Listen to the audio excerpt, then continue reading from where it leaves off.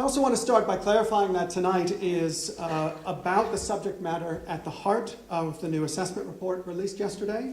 That means we're talking much more about impact and adaptation and vulnerability than we are about mitigation or cutting emissions. Now, obviously, we've had a lot more policy discussion about emissions reduction and the controversy around that. But one thing that this report does tell us, and it tells us loudly, is that it's not really a question of either or, of whether we mitigate or adapt, that we absolutely have to do both. And so the integration of the two will be at the heart of some of the discussion tonight. Now, responding to climate change by talking about emissions was difficult enough. And now, of course, we have to talk about food security and hunger, and about the potential decline of economic growth, and about heat and health impacts, the possibility of increased conflict, environmental migrants, environmental disasters, and our ability to adapt to all of those. So the point of the evening is to lay out how the conversation has to expand beyond the sole focus on mitigation and on emissions, to our experiences, to our expectations, to our responses to the change that's already happening. So the format for tonight is pretty straightforward. We're going to have 4 short presentations, around 15 minutes apiece, and then questions from you and discussions about the report and what it might mean for Australia, for our everyday lives, and for the kind of action that's necessary to prepare for climate change now and in the future. So let me start by introducing the panel. I'll do that now, and then we'll just have them come up and speak one at a time, and I'll do this in order. So we'll start with Professor Lesley Hughes of Australia's Climate Council. She's a lead author for the current report, for the 4th and 5th assessment reports.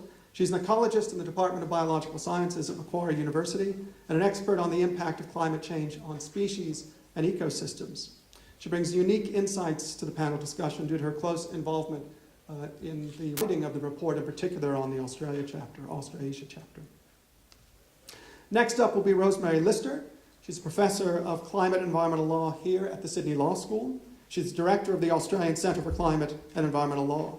Rosemary co-convenes the climate change group in the Sydney Environment Insitute, and she specializes in climate law and has 3 books with Cambridge University Press in the area, and another forthcoming next year specifically on climate justice and disaster law. So she brings some keen insights to this evening. Last year, Rosemary was appointed a Herbert Smith Freehills visiting professor at Cambridge Law School, and this year she's been appointed a visiting fellow at Trinity College, Cambridge, and a visiting professor to the University of California at Berkeley.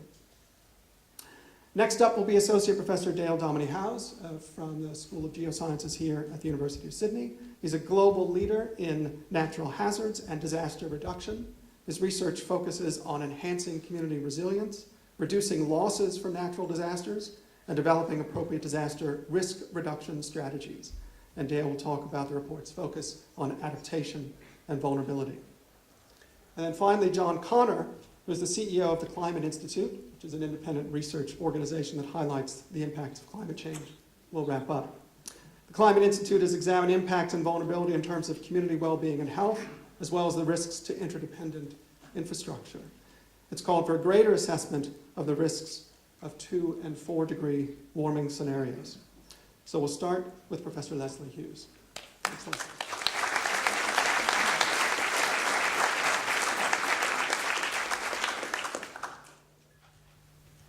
Good evening, everybody, and thank you, David and Rosemary, for inviting me along tonight. I'm glad to say that I wasn't in Yokohama for the final meeting because I don't think I'd be standing here sentient if I was. My colleagues got very little sleep over the last 5 days. Before I start talking about the key findings, I just want to say a few things about the IPCC process. I did have some slides on this and saved them onto my desktop instead of my USB. So I'll try and remember what I was going to say about it.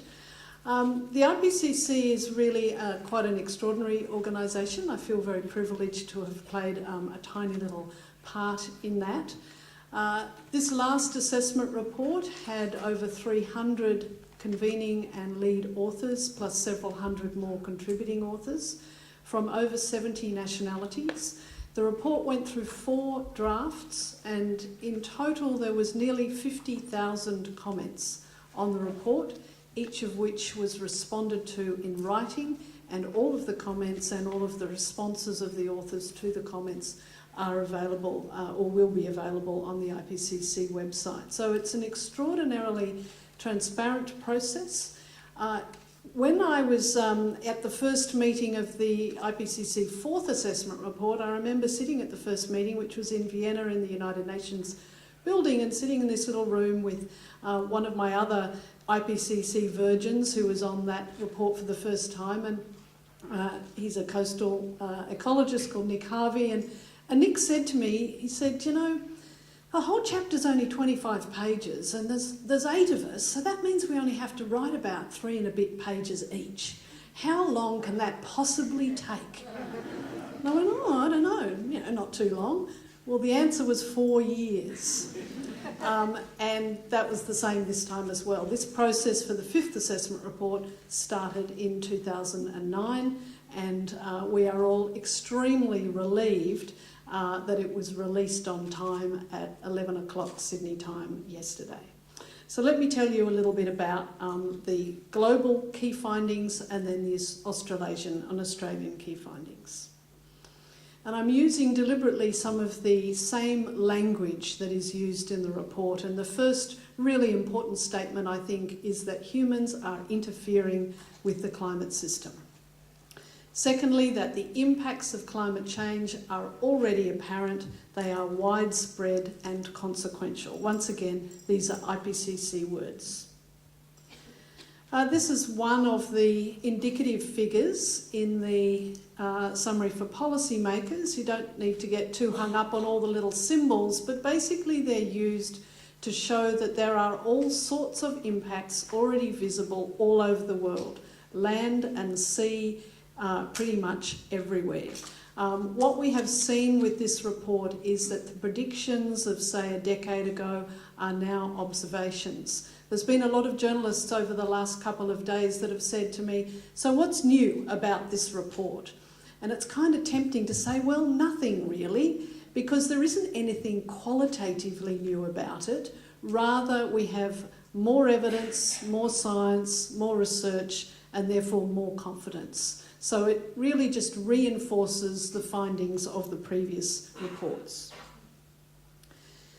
Third key message is that without significant and effective adaptation, and that should say and mitigation, we can expect significant future impacts on all sectors: water resources, infrastructure, coasts, biodiversity, health and agriculture.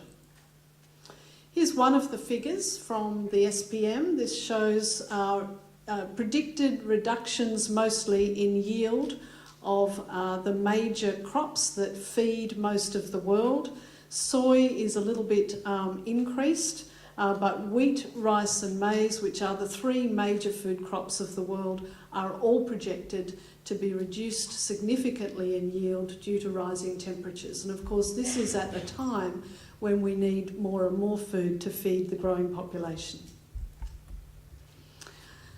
Another key message is that strong mitigation can substantially reduce risks in the second half of the century, but that greenhouse gases already in the system will lock in climate change. In fact, Vicente Barros, who's one of the co-chairs of the Working Group 2, used a great phrase in the press release. He called it baked in. The change is already baked into the climate system because of the greenhouse gases already released. But what we're talking about now is that what we do in the next few years makes an enormous difference to the climate of the planet in the second half of this century, and really makes a difference as to whether it's livable or not. Without very strong mitigation, the report makes the finding that very serious risks become increasingly likely. There is a growing risk of impacts that we simply cannot adapt to, even with the best adaptation. And we also risk crossing critical thresholds or tipping points in the climate system, and we don't know where these are, but it's generally considered that when we get to above 2 degrees, the probability of crossing them becomes significantly greater. 2 of them that are highlighted in the report are the potential switch of the Amazon from being a net sequester of carbon to being a net source of carbon due to forest dieback, and also the release of carbon and methane via the melting of the permafrost. This is one of the summary figures of the report. I realise it's probably a little bit small for the people up the back to see, but let me take you through it. The graph on the left-hand side shows the temperature anomaly that we've had so far, and then two potential futures. The bottom one is known as RCP 2.6 for those aficionados of these sorts of things. It's a very, very strong mitigation scenario. Probably, well, most people regard it as almost impossible to achieve. That gives us a warming of, on average, about 1.5 degrees. If we get to 1.5 degrees, we'll have a warmer planet than at any other time in the history of the human species. The kind of big red band is the RCP 8.5, which is actually the trajectory we are at the moment on. That's the business as usual scenario. That gets us up to about 4.5 degrees on average by the end of the century. The various coloured bars here on the right-hand side, and I realise that only the people in the front can actually see what this means, but they basically refer to the level of risk for different systems. The first bar is unique and threatened systems. The darker the colour, the greater the risk at different temperatures. The second bar is extreme weather events. The third bar, the distribution of impacts, that is, will they be distributed regionally or more broadly across the globe. The fourth one is global aggregate impacts, and that's when you try to put all sorts of impacts together, including economic impacts. And then the last one is the tipping points, the large-scale singular events, the potential to cross over critical thresholds. Moving now on to chapter 25, and one of my lead authors is Sandra Schuster, is also here, so you can ask her any questions about insurance. Australia's climate is changing is our first major finding, and that should say, 0.09 degrees per decade since the 20th century, greatest warming over inland. Ocean temperatures are increasing, and in fact they're increasing so fast in the Southern Ocean that it's become a global warming hotspot. We're getting more extreme hot days, far fewer cold extremes. Rainfall has decreased in the southeast and the southwest, but increased in the northwest. Sea levels are rising at or a little bit above global average. It's about 3 millimetres or a bit more per year, and snow is declining. These are some projections for the future. The main ones to look at, the top ones are temperature, the bottom ones are rainfall. It's probably better to look at the top set of maps rather than the bottom. The top set in each case are the RCP 8.5, that's the business as usual, and they show us getting basically very, very hot indeed through the rest of this century. Rainfall is shown on the bottom set of maps, and you can see how variable it is. You can see the different colours across the continent. Once again, probably continue to increase rainfall up in the northwest, increase the drying trends in the south, though rainfall projections have a lot more uncertainty attached to them than temperature projections, which does make adaptation extremely challenging. Just to put that in perspective with the historical and projected temperature then specifically for Australia. It's a similar graph to what I showed before for the global picture, but now once again that strong mitigation scenario, the blue band, the business as usual scenario for Australia, that red band, giving us about on average 4 degrees by the end of the century. So Australia's climate will continue to change through the 21st century, as I said before, up to about 5 degrees, possibly on land, a couple more degrees in the ocean. Basically everything that's been happening is set to just keep going and potentially increase in rate, including increases in bushfire danger, potentially a reduction in the number of tropical cyclones, but the ones we do get are likely to be of increased intensity and therefore increased in damage potential. We could have a snow-free, in fact we're quite likely to have a snow-free alpine zone by the end of the century. Another point that the chapter makes is that despite being a highly developed country, recent responses and impacts of extreme events highlight Australia's vulnerability to increases in extreme events. We use examples of the Queensland floods in 2011, 35 lives lost, nearly $6 billion in public infrastructure damage, the 2009 heatwave in Victoria, over 300 excess deaths due to that heatwave, nearly 200 people died in the bushfires that came next, 2,000 houses lost and considerable damage. The chapter identified 8 key risks, and we bundled them up into 3 groups depending on the combination of adaptation and mitigation that's needed to reduce those risks. So the first 2 are really the most serious ones at this point. Changes in the structure and composition of coral reefs, the Great Barrier Reef and the Ningaloo off Western Australia, and loss of montane systems and extinctions of native species. These we considered to be risks that could be delayed, but to some extent are unavoidable. They are locked in the warming trajectory that we will get, and they cannot be completely avoided. In fact, there's some quite strong language in the report that at 2 degrees it is likely we will lose coral reefs as we know them today. The second set of risks, there are 4 that we considered had the potential to be severe, but that could be reduced with strong mitigation and effective adaptation. And these are increased damage due to flooding, due to increased intensity of rainfall events, reduced water resources in the southern parts of the continent, increased mortality, morbidity and infrastructure damage due to heat waves, and increased damage and loss of life from bushfires. And then the last 2 risks we considered to be of somewhat more uncertain in nature, because their severity will depend on whether the more severe end of the projections are realised. And there's 2 of these.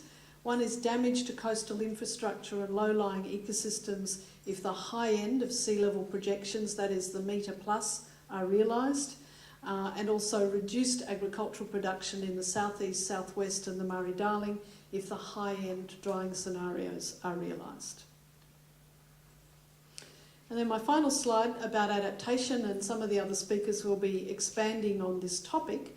We found the IPCC report this time, one of the new things about it is that there was a much bigger focus on adaptation than there was in the 4th assessment, simply because there is actually more to talk about now. There's a lot more focus on adaptation research-wise and also in policy. So there are 3 chapters on adaptation in the whole report that didn't exist in the 4th assessment.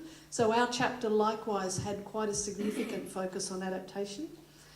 We found that there's been a significant increase in adaptation efforts since the last assessment, but this is hampered by a lot of different things, amongst them lack of integration between different levels of government and a highly variable understanding in climate change risks.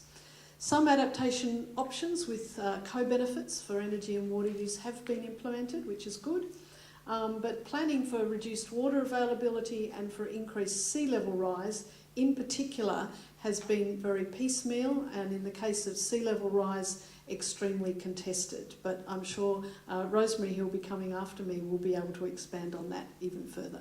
Thank you very much.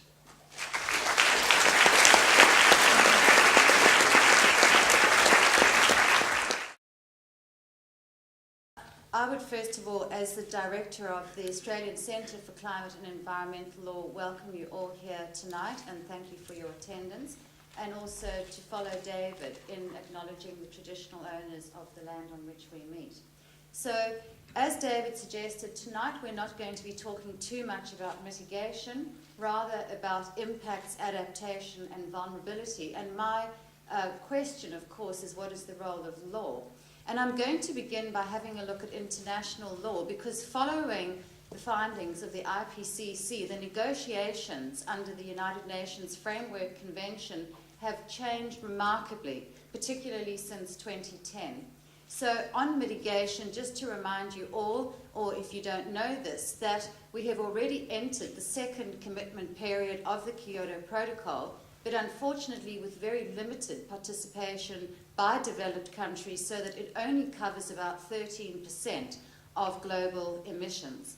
And so essentially the most important mitigation decision is that no later than 2015, and this is the exact wording, a protocol or other legal instrument or an agreed outcome with legal force under the UNFCCC must be developed, so that's next year, and must come into effect from 2020, and it must also include all developed and developing countries as well. So as the IPCC has confirmed in its report yesterday, very significant emissions reductions are needed. The first point that I want to talk about is adaptation, and as you can see there, I've called this an emerging crisis for reasons that I will elucidate in a moment. But in 2010, as David was saying, the negotiations didn't really focus much on adaptation. But in 2010, the Cancun Adaptation Framework was adopted by the Conference of the Parties. And what it requires is that all countries, developed and developing, must undertake impact, vulnerability, and adaptation assessments.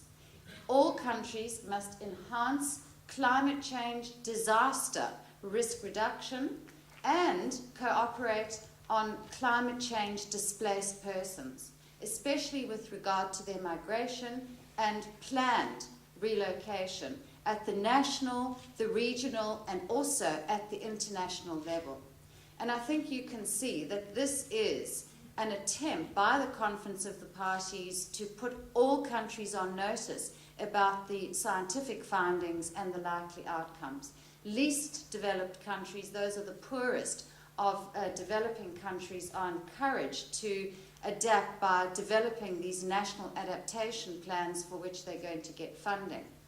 Now, obviously, funding to developing countries is absolutely crucial. So on funding, we've got two mechanisms under the UNFCCC. The first is the Adaptation Fund, which was developed in 2001. And funds are paid into this particular fund by 2% of the proceeds generated from the sale of various Kyoto Protocol compliant international carbon credits. So it's too complicated for me to go through all of those, but there are certain credits that can be generated and which are sold internationally. So 2% of those sales go into the fund. And secondly, in order to raise more funding from developed countries under the 2009 Copenhagen commitments, developed countries agreed to $30 billion in fast start funding. So that's for the years 2010 to 2012, and then $100 billion per year by 2020. And this is to address the mitigation and the adaptation needs of developing countries. And note that at Warsaw in December 2013, for the very first time, it was agreed that these funds must be split between mitigation options and adaptation activities. Well, also at Warsaw, the parties expressed in separate documentation their very serious concerns about the sustainability, the adequacy, and the predictability of funding for the Adaptation Fund. Why did they do that? Well, essentially, it's because of the way in which the carbon credit markets collapsed in 2012. And so if you see there, I've just mentioned 3 of the different types of Kyoto carbon credits. The prices in the first one going from 9.7 euros on average in 2011 to 17 cents in 2012, 4 euros at the start of 2012 to only 0.5 euros by December 2012, and 3.86 in January of 2012 to 0.34 in December of 2012. So what the Conference of the Parties is saying is, where are we going to get the money from for adaptation? So what they've done as a result of this impending crisis with funding for adaptation, they've decided to convene a biennial, high-level ministerial meeting on climate finance, which starts this year and will continue up to 2020. In addition, for the first time, the Conference of the Parties decided to establish a separate mechanism on loss and damage. It's called the Warsaw International Mechanism for Loss and Damage Associated with Climate Change Impacts, and it's established under the adaptation framework, which I've just mentioned. Now, what it does is that it places obligations on developing countries that are particularly vulnerable to the adverse effects of climate change, which is most developing countries, to undertake risk management strategies to address the loss and damage associated with climate change, including the extreme events, but also the slow onset events such as drought and obviously concerns about food security. But what the Conference of the Parties acknowledges and tells all of us is that these losses cannot all be reduced by adaptation. And that's exactly what Lesley was saying as well. So the funding concerns about the loss and damage mechanism apply in the same way that their concerns about funding for adaptation applies. Now, I just wanted to give you some recent statistics of figures that insurers have put out with regard to loss and damage from extreme weather events. You may be aware of these events, but just putting some numbers to them, $53 billion for China and $6 billion for Pakistan because of the extraordinary rainfall events that they experienced in 2010. $30 billion in total damages from the 2011 Thailand floods, $50 billion in preliminary damage assessments from Hurricane Katrina in the US, and even before we experienced the 2013 floods, Munich Re reported that financial losses from extreme weather events in Australia have risen fourfold in the past 30 years. So I've put those figures up just to give you a sense of what insurers are saying about the types of losses that are being suffered as a result of extreme weather events. So what, in my view, are some of the emerging international law issues? Well, I'm sure that you can imagine from what I've already said that where governments and insurers' capacity to respond to adaptation needs, but also these climate disasters are exhausted, and all the literature shows how quickly these resources are exhausted, who should compensate the victims? Because, of course, the damage and the loss is significant. Opportunities to rely on tort law, those of you who are lawyers, to claim damages are very limited. And through my research in the past year, what I have proposed is the establishment of a fossil fuel-funded climate disaster response fund under the Warsaw Loss and Damage Mechanism. Why do I do this? It's based on very thorough and detailed research of legal precedents which already exist in similar type of situations. So proposing that a levy be placed on the top 200 coal and oil and gas companies which have been already identified in the unburnable carbon report that John is going to be speaking to in a moment. So what precedents have I looked at international law? The mechanism set up to look at global oil pollution spills, hazardous chemical regimes in the US, asbestos in Australia, and nuclear disasters in Japan. So this research is very detailed into all of those regimes. It compares and distinguishes the loss and damage mechanism from those and sets up the design of the fund, also based on international law mechanisms. What about climate displaced persons? Well, the question here is which international law instruments should apply. And there is a lot of discussion about this in the research. First of all, should the Geneva Convention apply? This is the convention which applies to refugees if people cross borders as a result of the stress which they are facing from climate change. And if they are to be acknowledged, should they be acknowledged whether they are forced by their governments to flee or whether they voluntarily cross borders. Now, the empirical evidence done very recently, in fact last year, tends to suggest that people stay within their own countries if at all possible. So where people are migrating within their own countries, then surely international human rights law should apply to those people to protect their political, their social, and their economic rights. For example, to housing, to food, to shelter, to education, and so on. But it should also apply to those who cross international borders. And then what about the UNFCCC?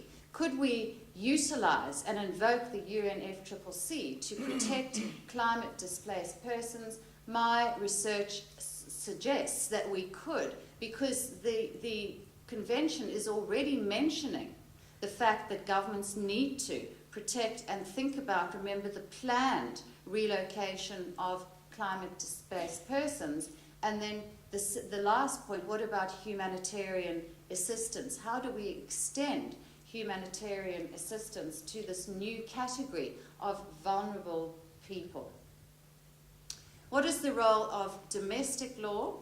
Well, domestic law, of course, places very significant responsibilities on all levels of government. In Australia, on the federal government, on state governments, and also on local governments, to understand the vulnerability of communities and to deliberately acknowledge the risks and to develop law and policy responses to the risks which now have been identified in the report.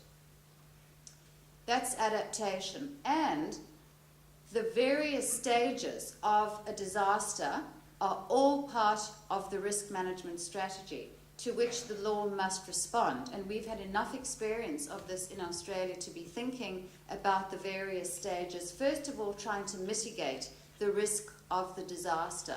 So land use and planning mechanisms, building codes, any number of responses. Emergency responses, this is actually a legal question. Who is in charge when disaster strikes? And we've seen, for example, with the Victorian bushfires and even in the Queensland floods, that there's some dispute as to who really is on duty, which level of government during the disaster. And then looking at the question which I raised about insurance and compensation.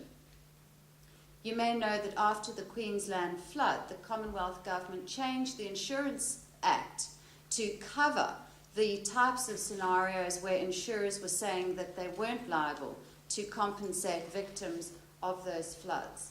And then finally, what usually happens is that governments step in ex post facto and they compensate victims to the extent of their resources. Of course, in developing countries, this is extremely difficult. And also, they rebuild and they support the rebuilding of individual homes and so on, but also the rebuilding of infrastructure. So what legal mechanisms should be used for that? Well, we all know that after the Queensland flood, we were hit with a levy, the Queensland Flood Levy, because that was an acknowledgement by government that perhaps they were short of funds in terms of giving a full response to the disaster that was caused. Who decides who should benefit? So if the government does set up a compensation fund, who is the person or the institution that sets out the criteria for who is entitled to benefit? And also, how should people make the claims that they are entitled to make under the law? So this is a range, it's not all of them, but it's a range of issues that the law needs to respond to with regard to adaptation and also with regard to disasters. And it implicates almost every branch of the law: constitutional law, administrative law, torts, insurance, environmental law, and so on. So in conclusion, that was a snapshot of international law mechanisms as well as domestic mechanisms. I think that compelling scientific evidence makes it clear that law has and will continue to have a fundamental role to play in recognising and protecting the rights of human and non-human populations facing increasingly serious risks to their survival, and in allocating the risks and responsibilities of all parties, governments, business, civil society, and individuals, in both mitigating and also adapting to the impacts and the risks of climate change. Thank you very much.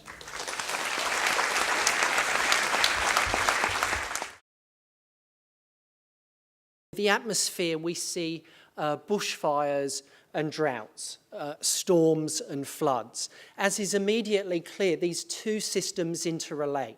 They feed back between one another. And for the purposes of adaptation to and managing disaster risks, these are the spheres of the Earth system that we're most interested in. The United Nations has been cataloguing and keeping information about disasters the world over and by region over the last 100 years or so. And there's a very clear trend. The number of global disasters is rising. The number of people being killed by natural disasters, fortunately, is either levelling off or declining quite clearly. But the number of people affected around the world has increased substantially through the 20th century, and the forecasts for the future are increasing disaster impacts. And then the economic losses associated with disasters, as we've heard already, are increasing all the time. About 80% of global disaster declarations are what we refer to as hydrometeorological. They're related to extreme weather and climate events. And those little pie charts in the different geographic regions of the world in the upper part of that figure, basically stuff in blue is where most disasters are occurring. And these broad statistics that you can see on your left show disaster declarations over the last 30 years. So very clearly, hydrometeorological weather and climate disasters are the big ones that affect us, both traditionally in the past and forecasts for the future associated with disaster management. In New South Wales, just to benchmark, about 90% of all of the disasters declared in the last 10-year period were related to weather and climate.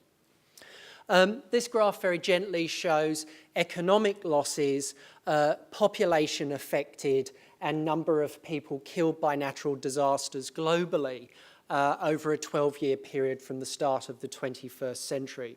There are some very big numbers there.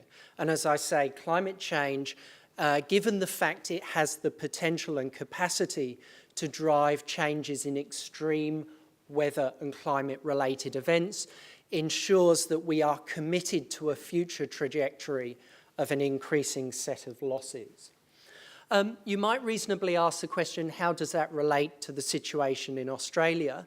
Well, this graph shows disasters over a 30-year period, and that shows that, again, storms and floods are the most commonly occurring disasters in our geographic region. In terms of what are the big killers taking human lives, well, in actual fact, extreme temperature and heat waves are the type of events that in fact take most human lives in Australia. And preliminary data from the heat waves in early 2014 affecting South Australia, Victoria and New South Wales suggests that mortality may have reached potentially 2,000 individuals. So 2,000 people died as a consequence of the heat wave earlier this year. So heat waves are the big killers in Australia. And then in terms of economic losses, interestingly, drought is the type of disaster event, weather and climate, that has caused the greatest economic losses. It was interesting to hear Rosemary talk about some of the economic statistics. In terms of Australia's national accounting, we actually do not have a robust estimate of the cost economically of natural disasters that have affected the country in the last 20 or 30 years. But recent estimates are anywhere between $20 and $50 billion of economic losses, primarily from weather and climate-related events. But what happens is when disasters strike, They affect our coupled human environment systems. They have effects on people, the built environment, our critical infrastructure, our agricultural systems. They impact on ecosystems and the natural world, in which, in so many ways, we're dependent on the services provided by ecosystems.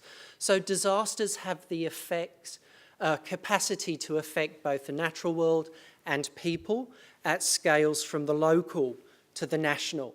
So if we think about the Brisbane floods that were referred to just now, they affected geographically a broadly limited part of the country, yet there was a national impact in terms of the introduction of financial levies.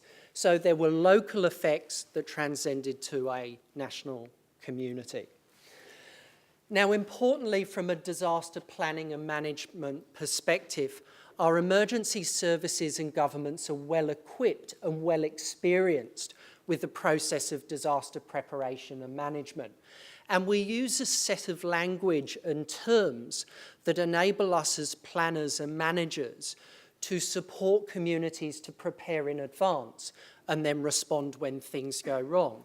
And the words that you'll see here are significant because the latest report, the IPCC, that was released yesterday, has taken a much more risk-focused approach on the problem. That means we're beginning to align much more satisfactorily the problem of disaster management with the challenge of climate change and adaptation. That means we've already done a great deal of the legwork and groundwork in terms of preparation. And that's really important because whilst no one would deny the challenge at hand is not great, we do have the capacity to rise to that challenge. And I'm going to illustrate some of these elements as we go forward. So what is it that risk managers and disaster managers do? The risk management process of preparation goes through a few fundamental steps. Firstly, and fundamentally, we have to recognise that there is a problem. Now, forgive me, I will be, pardon the pun, I've used this joke before, to be slightly controversial, I believe that climate change is real. We have to accept and acknowledge that we have that problem. Until we do, there is a significant barrier to responding as a community to the challenge that climate change presents. But once we acknowledge that problem, those tasked with the responsibility set about assessing the hazard. What is the probability that certain types of extreme climate events like bushfires will occur at some point in the future? For particular geographic places on the ground, what is actually exposed to future bushfires of a certain intensity or magnitude? How many people, how many homes, what ecosystems are in the way and potentially at risk from the damaging fire? But once we've got some sort of assessment of exposure, we need to move to a more sophisticated assessment of vulnerability.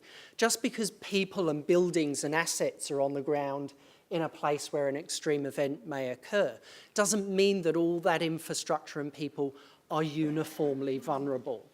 Once we've got some assessment of the vulnerability, we begin to be able to forecast likely probable maximum loss for events of particular types of magnitude in the future. Once we've got some assessment of that PML, probable maximum loss, we can set about implementing risk management strategies in order to safeguard communities in the future. And ideally, all of that process occurs before the onset of the next disaster event. Once such an event has occurred, we retrospectively start to undertake a forensic analysis. What worked, went well, do we understand why losses were well managed? If things went poorly and badly, do we understand why? And we feed this entire process back into the emergency risk management process. Disaster managers use something called a disaster cycle. We prevent where possible, prepare where necessary, respond and recover when disasters strike. And in terms of aligning more closely disaster risk management with climate change adaptation, once again, you can immediately recognise the language and the approaches start to align neatly. Bushfires, storms, floods and droughts are merely examples of the sorts of threats to our lives and our communities that Australia has lived with for tens of thousands of years. So it's well within our capacity to prepare, respond and recover when disasters strike. In terms of that who does what and when, 3 levels of governance operates in Australia to protect us in disaster situations. There are federal level legislation, policies and plans. There are state level policies and plans and committees and agencies. And at the local area, local emergency management officers employed within local government areas in partnership with state emergency service, rural fire service and the other emergency service organisations prepare for, plan and assist us to respond and recover when things go wrong. So ultimately, it brings us down to the what can we do? Well, adaptation and disaster management ultimately is a cooperative partnership between us as communities, the emergency services that respond, and governments that fund that activity. It is not, in my view, acceptable to pass the responsibility exclusively to government. We have a cooperative role from the individual and family level scaled all the way up to society. So adaptation can be as simple as switching off the light when you leave the room at home. Do you really need to drive to the local shop to buy a pint of milk? You don't. Adaptation is very simple, but it scales all the way up to the polity. Disaster management is similar in that it is a cooperative partnership that starts with us as individuals and families and once again is scaled up to communities and governments working for us. I want to conclude and summarise by challenging us to think about some future conversations that we as communities need to have. Given that we continue to build on floodplains, river floodplains, and in coastal landscapes that will be subjected to sea level rise, or in mountainous forested areas where bushfires do occur, what level of risk do we as communities tolerate now and in the future? Lesley referred to ecosystem thresholds and tipping points. The same applies in social and economic and policy contexts. At what critical points will we need to change direction and begin to evaluate and plan in a different way? When things go wrong, who's going to pick up the bill? And lastly, for those that are charged with the responsibility of managing and preparing and responding to disasters, the emergency services, do they have the qualifications, experiences and resources necessary in order to do their jobs effectively? In Australia, we essentially have a volunteer emergency service community who do an outstanding job. But a question for us, is it enough? Thanks very much.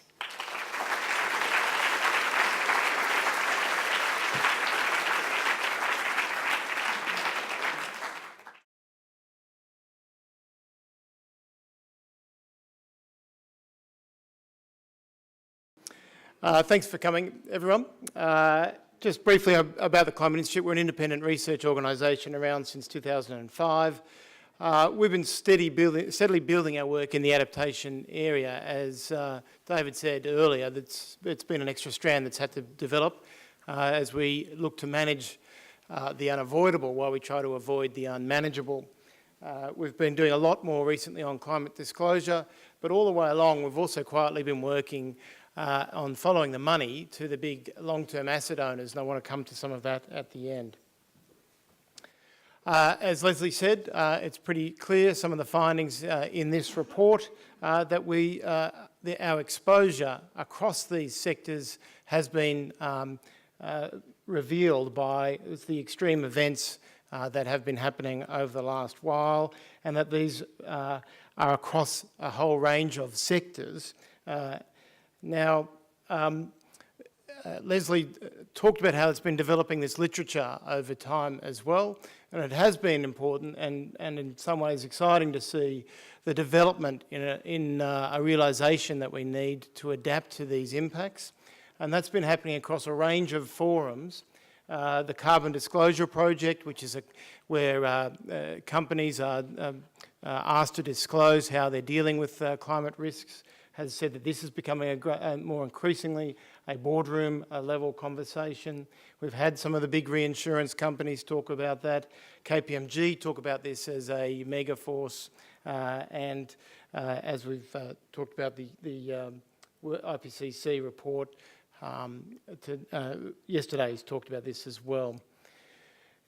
What's very important and is often left out is this issue of interdependency, and as this World Bank report talked about, the cascading consequences, that we shouldn't look at this just from an organisational or sectoral level, and the World Bank and others have been turning up the heat on this as an issue. We put out a report, Coming Ready or Not, in 2012, literally as Sandy loomed off the New Jersey coast. We launched this report with Mirvac and Westpac, where we had a look at a whole range of sectors and had a look at how they interacted with each other, with some key findings that the policy is fragmented at best, business response is uneven, that adaptation, if it has been there, is actually very much at an organisational level, very much actually looking backwards at past climate trends rather than looking forwards. So we're walking backwards into the 21st century. And swimming against the tide of some of those other trends, we've actually seen some downturns, and we've looked at CSIRO has done some attitudinal testing amongst some of the companies that's actually been going backwards, and some of the concern. Now that's partly because of the toxic battle we've had around the carbon laws, but also a psychological and cultural problem amongst any about how we deal with this as a very difficult issue.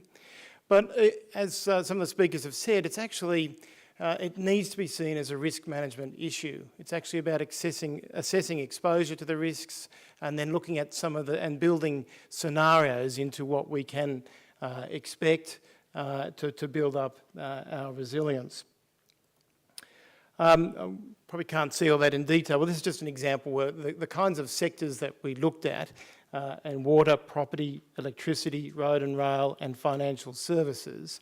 And only water amongst those were relatively advanced in their preparation, and particularly in water supply, somewhat less than indeed in some of the sewerage management, and that's partly and stormwater management as well. But that is one of the positive areas. Property, we are seeing some good examples of companies and others looking at the broader risks, but it's very much at a company level beginning to map those out. Energy and transport systems haven't done enough work, and there's regulatory barriers there to how they might actually deal with that. And with road and rail, one of the most vivid images that I always think about is this image of a guy who's walking in front of a train during the Melbourne heat waves, literally with a hose. He was hosing down the railroad to cool the rail down so the train could actually come after him, which is certainly not a very good way to get around.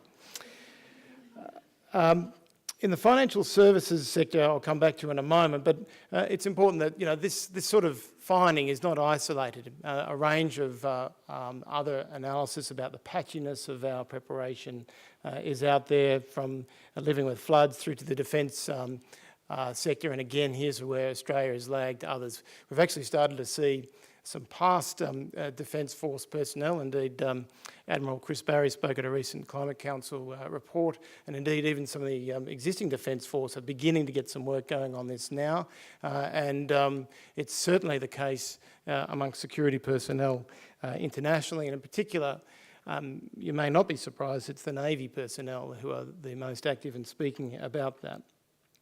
But it's patchy. One of the things I did want to focus on is actually about the finance sector and superannuation sector. As I said, we've been doing a fair bit of work on this. This, again, I won't expect you to understand all of this, but these are various scenarios about the costs across a range of asset classes and the impacts of the level of action that we take and the costs that we have. And it's important to understand amongst these sectors that they are what they call universal owners. Superannuation funds are investing across the broad range of asset classes. And so the old days of privatising the gains and socialising the losses, the days of the Reinhardts and the Rockefellers are fading away, in fact, and so that you can't avoid that. And so this is a very important concept and responsibility.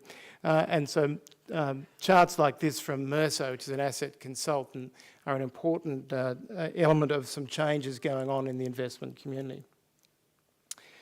We've done a lot of work on this, and we've just recently released a report, Climate Smart Super, from which a couple of these slides come. Again, you may not see all of them, but it is important to understand that climate change is the most high risk but high certainty now, as you look at the reports like the IPCC event, that will ever impact global investment. Globally, around $30 trillion is in superannuation funds. If you add on the sovereign wealth funds and foundations and endowments, that's around 70 trillion worldwide. In 1995, that represented about 15% of global equity markets. Now it's over 50%. So these are the guys making the big decisions, but these are the guys, most importantly, who have a long-term responsibility for managing the money, often your money, my money, as super funds. And so they need to be thinking long-term, not just in the shorter term of fund managers and others. Because it's our nest eggs. That was our nest egg being broken up there if we don't treat that seriously.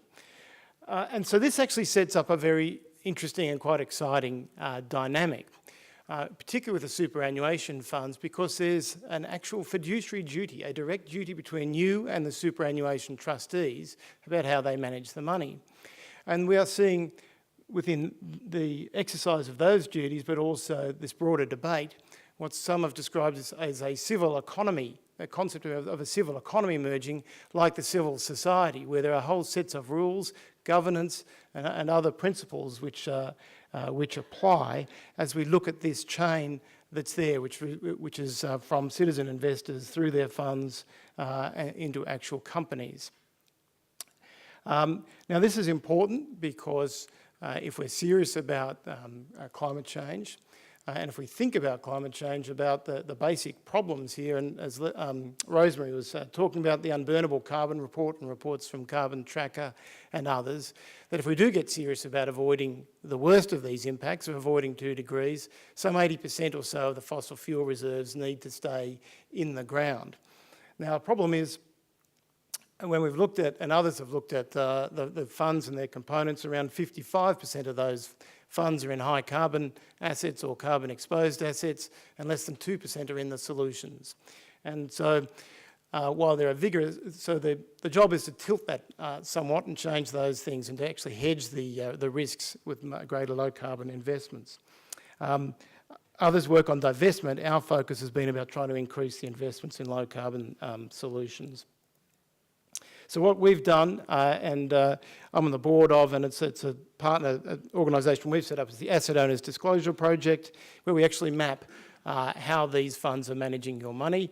The risk management aspect is one of 5 key areas in which we're asking funds to disclose, as well as their investments in low carbon solutions, in their transparency, their active ownership within with the companies that they own. And so this is a report we released at the end of last year. There are a number of funds which are leading the way, numbers who are dragging behind. From a university perspective, Uni Super is not amongst the best. It's, I think, went from AA to BBB rating and down to 30th worldwide. But that's one way in which we're trying to have a conversation, and it's been a pretty robust conversation at the top with funds and about matters including their risk management. there's a bottom-up process where people, as funds, can exercise those, as fund members can exercise those rights. And we have this website, Are You the Vital Few, which enables you to have a conversation with the funds, take up with them about how they're managing some of these risks, and get active within that. Let's conclude in a couple of things. One of the elements we've just done recently is a global uni index. So the bigger slabs of money, in particular here in Australia, are within the superannuation funds, but unis have endowments and foundations, and we just recently wrote to the unis around the world about their management of these risks. We got one of those oopsie moments where, unfortunately, someone hit reply to our email. Well, actually, David Pitt from Monash. You may have seen there was a late line show on this on last Thursday night, basically saying we're going to keep these guys in the dark. Talked about how they talked about this with other G8 of the universities. And so all of that has now been put on the public realm, and a memo for ourselves. It was done on an iPad, which didn't even have the legal disclaimer. So anyway, but one of the points, and we've seen Glyn Davis from Melbourne Uni do a very long letter in response, in an opinion piece in response to this, and his line was that people have given us money to manage. We need to manage that and to get the best money out. If they want us to invest this ethically, they'll tell us. Our point is that this is not about ethical investment, and it's not about fobbing off these things, as UniSuper have done, just announced about in their socially responsible investment fund, that will work nicely here on the margins. It's actually about the basics of good financial management and long-term risk involvement. So that's from John Hewson. That's actually in an opinion piece in tomorrow's Australian in the higher education sector. So I'll just close with a couple of things. Where's Sydney Uni and how it's managing the risks? That's certainly a question. But I thought this really jumped out at me as a message for us for taking action from the report. We have done this in the past to varying degrees of success. Let's hope we do that to the high degree of success as we manage these risks and go forward. Thank you.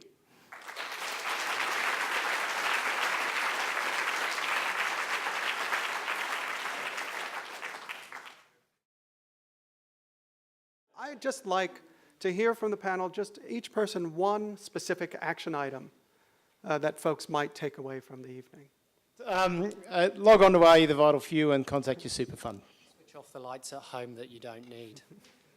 Well, I've been talking about the urgent need for law and policy development on the area of adaptation, and I think that it's only appropriate for me to suggest that you might like to contact the federal government and the state government and perhaps your local council and tell them that you're taking this issue very seriously and you would like to see action going forward rather than going backwards. That was going to be mine.